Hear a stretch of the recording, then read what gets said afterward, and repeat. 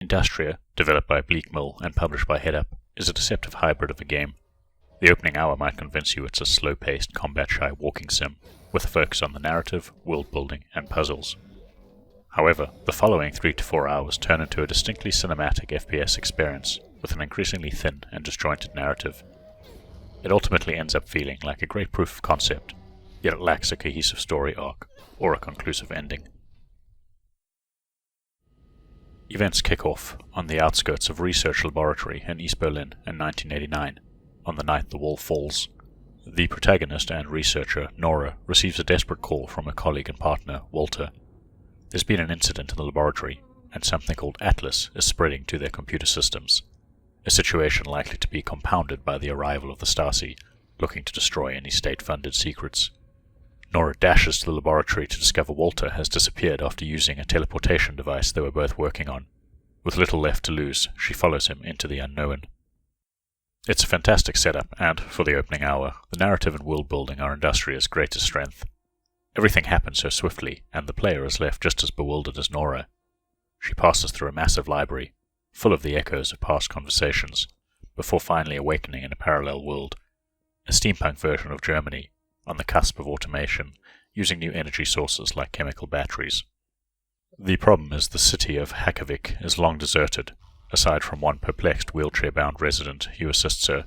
It also happens to be infested with hostile robots, controlled by a force the locals refer to as Atlas. Admittedly, it's not the most novel parallel universe or sci-fi story, but Industria has great pacing for most of its runtime. There's environmental storytelling, notes to find, radio conversations with the lone survivor, and Nora talks to herself a lot. These narrative-driven moments are interspersed with creepy exploration, some simple puzzles, and bouts of combat that become more frequent as the game progresses. However, for a good 75% of the experience, Industria maintains a near-perfect balance of storytelling and combat, before combat starts to dominate and the game rushes to a conclusion. This balance is important, as, if you assessed each component in isolation, you'd find no real standout elements. Industria is a game that's more than the sum of its parts. The writing and voice acting feel authentic and believable, despite the premise. The environments feel foreign but lifelike. The thick atmosphere is a potent mix of loneliness and dread, while the combat feels unwieldy but impactful, at least until you begin to see the seams. At first you do little more than walk around abandoned environments, soak in the atmosphere, enjoy some world building, and solve a few simple puzzles. What is this city? Why was it abandoned? Where did the robots come from? Did Walter truly emerge 20 years before Nora? Puzzles will really tax you, or break the pacing, but unless you're being asked to stack boxes or use crank handles, they're simple once-off affairs. However, Nora soon discovers a pickaxe, and you'll get your first taste of combat, bludgeoning a few lumbering robots. Once you're into the city streets, in the 3rd chapter, pistol in hand, the FPS elements kick off in earnest, and Industria never really looks back. Now that's not to say the game ditches the world-building and storytelling elements entirely, but you begin to spend a lot more time looking down the barrel of several Cold War-themed guns. Around the same time, you'll also realize the AI hive mind is no tactical genius, and it's often hard to believe humans ever had to flee the city. There are rudimentary-looking shambling types that awaken when you get close, lunging at you from the dark with glowing red eyes. There are dog-like robots that charge at you and explode, and then there are the more futuristic-looking androids with electric batons, which are annoying, or submachine guns, robots that are utterly incapable of dealing any significant damage at long range. For a game that becomes more dependent on combat encounters as you progress, they offer little challenge. That said, any sequence that involves exploring dark, abandoned buildings always provides tense and enjoyable close-quarter firefights, but too much of the endgame is spent in large or outdoor arenas, with way too much ammunition and long sightlines. Gun-wielding robots tend to keep their distance and make for easy pickings with a scoped rifle, while any melee threat is swiftly dispatched with a shotgun.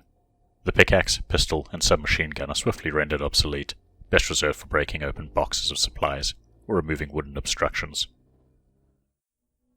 Sure, you can select the hardcore difficulty to increase enemy damage output and reduce resources available in the world, but the exploitable AI remains an issue. It was the need to manually save at typewriters, sometimes abundant, other times scarce, that was the greatest challenge when I had to stop playing. Honestly, I can only think of one late-game scenario that might provide a stiff challenge, assuming you ran out of shotgun shells before figuring out the puzzle sequence. I can't help but feel the endgame would feel far less rushed if they had injected some new puzzles to slow down the pace. I've mentioned it before in the review, but it's worth reiterating how constantly cinematic and atmospheric Industria looks. The abandoned city is presumably inspired by Half-Life 2's City 17, with classic architecture juxtaposed against metal fortifications and unsettling, organic-looking Atlas structures. Harsh sunlight bakes the ruined streets and filters through windows into dusty, abandoned interiors. If you've got the hardware, you can refine the experience even further with ray-traced reflections and shadows. The musical score often feels subdued, but it ramps up during several exciting sequences. The handful of voice actors also do a great job and inject emotions into their limited number of lines. Unfortunately, Industria has two major flaws, one more easily fixed than the other. First up is the visual stability and performance, with frame rates often swinging wildly, irrespective of the action on screen. Attempting to change visual settings mid-game proved a terrible idea, triggering even worse performance, lighting bugs, and high-resolution textures simply failing to load. When it works, it looks great. When it doesn't, it looks awful. The second, more problematic issue is the story. That, while initially compelling and focused on world building, ultimately goes nowhere for Nora. It offers only the most basic objectives, and ends with more questions than answers. While there are some wall analogies, the initial East Berlin setting also feels pointless, and Industria relies on introducing too many new elements during the abrupt ending. It ultimately feels like a very polished prologue that should have kicked off a more involved story. It's a game that either needs a director's cut or a part 2 in short order. It feels like Bleakmill may have run out of time or budget before resorting to a barely foreshadowed conclusion that relies on several retrofitted scenes between and during chapters. Those criticisms aside, I still enjoyed the 5 hours I spent in Industria's world, especially the chaotic early game that left me as confused as Nora, exploring dark apartment blocks with robots lurking in the shadows. It might not be the most original sci-fi tale, excluding the ending twist, but it's well told, and it looks and feels great to play, assuming the visuals aren't bugging out. As a lower-priced indie game, it provides a breezy, well-paced experience for the bulk of your playtime. And Industria finds a great balance between walking simulator, first-person puzzling, and the shooting. I'd really want to see more from this developer and more about the world they've created, but in the meantime, Industria needs more technical refinement and perhaps a narrative do-over.